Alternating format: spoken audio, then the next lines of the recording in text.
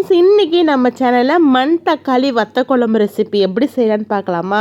ரொம்ப சூப்பராக இருக்கும். இந்த மண் தக்காளியோட நான் கடையில் தான் வாங்கியிருக்கேன். பாருங்கள், கல் எல்லாமே இருக்கும், பார்த்து வாங்குங்க. இல்லைனா இதை வாங்கி அப்படியே யூஸ் பண்ணாமல் க்ளீன் பண்ணிவிட்டு யூஸ் பண்ணிக்கோங்க. நான் இதில் நிறைய கல் இருந்துச்சு, அதெல்லாமே ரிமூவ் பண்ணிவிட்டு வாஷ் பண்ணி எடுத்துகிட்டு தான் செய்ய போகிறேன். இந்த மாதிரி மண் தக்காளி கடையில் வாங்கினா கண்டிப்பாக வாஷ் பண்ணியே செய்யுங்க. வாஷ் பண்ணி எடுத்து வச்சுருக்கேன். இதுக்கு என்னென்ன தேவைன்னு பார்த்துடலாம். தக்காளி பார்த்திங்கன்னா ஒரு 3 தக்காளி கிட்ட பெரிய தக்காளி அரிஞ்சு வச்சுருக்கேன். ஒரு வெங்காயம், பூண்டு 2 பூண்டு முழு பூண்டை தோல் உரித்து எடுத்து வச்சுருக்கேன். இப்போது ஒரு பேனில் நல்லெண்ணெய் ஆட் பண்ணியிருக்கேன். நல்லெண்ணெயில் பண்ணால் தான் ரொம்ப நல்லாயிருக்கும் வத்த குழம்பு. அதனால் நல்லெண்ணெய் ஆட் பண்ணியிருக்கேன். கடுகு ஆட் பண்ணியிருக்கேன். வெந்தயம் ஆட் பண்ணிக்கிறேன். அடுத்து நான் உரித்து வச்சுருக்க பூண்டையும் ஆட் பண்ணிக்கிறேன். அது கூட கறிவேப்பிலையும் ஆட் பண்ணிக்கிறேன்.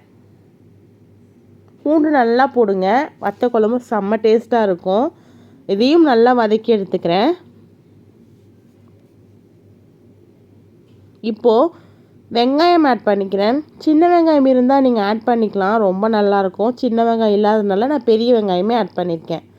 பெரிய வெங்காயம் 1 ஆட் பண்ணியிருக்கேன். இதையும் நல்லா வதக்கி எடுத்துக்கலாம்.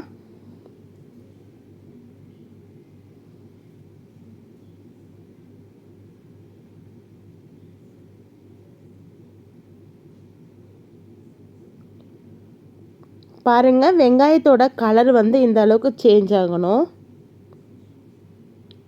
இப்போ நம்ம தக்காளியை ஆட் பண்ணிக்கலாம்.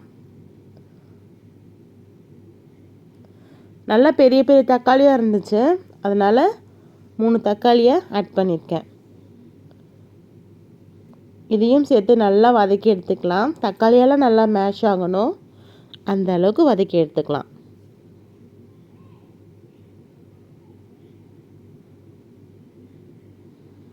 பாருங்கள், தக்காளியெல்லாம் நல்லா மேஷ் ஆகிருக்கு. இந்த அளவுக்கு நல்லா வதங்கட்டும். இப்போது நான் மண் தக்காளி வாஷ் பண்ணி வச்சுருக்கேன் இல்லையா, அதையும் ஆட் பண்ணி இதோடு நல்லா வதக்கி எடுத்துக்கலாம். இந்த மெத்தட்லையும் செய்யலாம். அப்படி இல்லைன்னா நீங்கள் எண்ணெய் ஆட் பண்ணிவிட்டு அதை பேசிக்லேயே நம்ம பூண்டு போட்ட உடனே இந்த மண் தக்காளியை போட்டு கூட நீங்கள் செய்யலாம். 2 மெத்தட் இருக்குது. ஸ்டார்டிங்லேயே போட்டு நம்ம செய்கிறது ஒன்று, வறுத்துட்டு எடுத்து வச்சுக்கிறது ஒன்று. இது இந்த மாதிரி எல்லாத்தையும் ஒன்றா போட்டு வதக்குறது. இந்த மாதிரி போடும்போது கசப்பு எதுவும் இருக்காது. அந்த மாதிரி போட்டாலும் நல்லா டேஸ்ட்டாக தான் இருக்கும். 2 விதமாகவும் செய்யலாம்.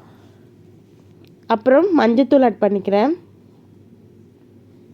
சில பேர் பார்த்தீங்கன்னா மண் தக்காளியை ஃபஸ்ட்டே வதக்கி எடுத்துட்டு அதுக்கப்புறமா குழம்பு நல்லா கொதிச்ச உடனே போடுவாங்க. அந்த மாதிரியும் செய்யலாம், இந்த மாதிரியும் செய்யலாம். இப்போ நான் மிளகாய் பிடி ஆட் பண்ணியிருக்கேன். காரத்திற்கு வீட்டில் அரைச்ச மிளகாய் பிடி தான் இது. ஒருவேளை நீங்கள் கடையில் வாங்குகிற மிளகாய் பொடி இருந்தால் அதுக்கேற்ற மாதிரி நீங்கள் காரம் போட்டுக்கோங்க.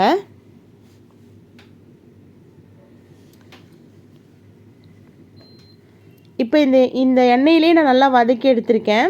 அடுத்து நான் புளி கரைசல் எடுத்து வச்சுருக்கேன், அதையும் ஆட் பண்ணிக்கிறேன்.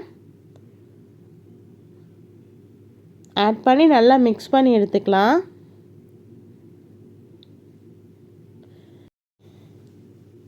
தேவையான அளவுக்கு கொஞ்சமாக தண்ணி ஆட் பண்ணியிருக்கேன். தேவையான அளவுக்கு உப்பு ஆட் பண்ணியிருக்கேன். நல்லா மிக்ஸ் பண்ணி விட்டுடலாம்.